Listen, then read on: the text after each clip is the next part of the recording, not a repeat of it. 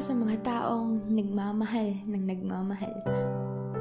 Pero sila yung tumapos ng isang relasyon, hindi dahil sumusuko na, hindi dahil sa mahina sila, kundi dahil napapagod na.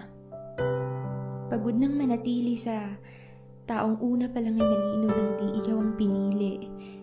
At napapagod nang magmakaawa sa pag-ibig na ni minsan ay di binigay sa'yo. Yung kahit na anong gawin mo, mananatili kang mahina dahil pinili mong magpaalipin sa nararamdaman mo. Pero sa pagkakataong ito, hindi na ako yung taong muling luluhod sa harapan mo para lang mahalin mo. Hindi na ako yung taong nagpapakatanga sa'yo kasi marupok nga ako. Oo, mahal kita. At kung tatanungin ako ngayon, ay pipiliin ko pa rin mahalin ka. Pero bibitaw ako.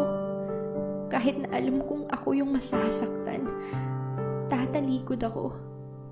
Kahit na ikaw pa ay nasa aking harapan, bibitaw na ako. Kahit nahawak mo pa ang mga kamay ko, kasi nakakapagod na. Nakakapagod ng magmukhang tanga. Kasalanan ko naman kasi talaga. Kasi di ko pinigilan ang nararamdaman ko para sa'yo. Kahit na alam kong ako lang naman ang masasaktan sa dulo, ako lang naman ang uuwing luhaan. Ang uuwing talunan.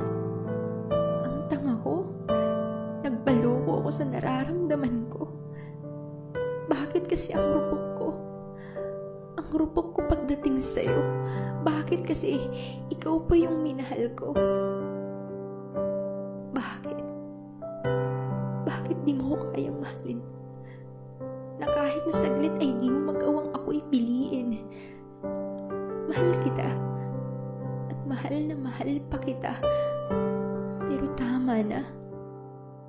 Kasi kahit ibibigay ko sa'yo ang lahat, alam kong di ako magiging sapat. Alam kong di ako ang karapat-dapat sa puso mo. Kasi di ako ang magpapasaya sa'yo. Kasi nga wala lang ako sa'yo. At kahit na sa isang segundo ay di mo magawang mahalin ako. Alam kong naaawa ka lang. Kaya ka nananatili sa tabi ko. Pero ramdam ko.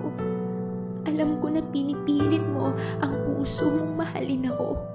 Ramdam ko na nahihirapan kang makasama ako. Kasi nga di ako ang mahal mo. Kaya bibitaw ako. Alam kong mabibigla ka sa sasabihin ko. Pero sa ating dalawa, ito yung makapagpapalaya. Magpapalaya sa pusong nagmamakaawa at naaawa. Di ito ang tama. Kasi pareho tayong nahihirapan. Pareho tayong nasasaktan. Na sa tuwing kasama kita, hindi saya ang nararamdaman. Kaya mahal, tama na.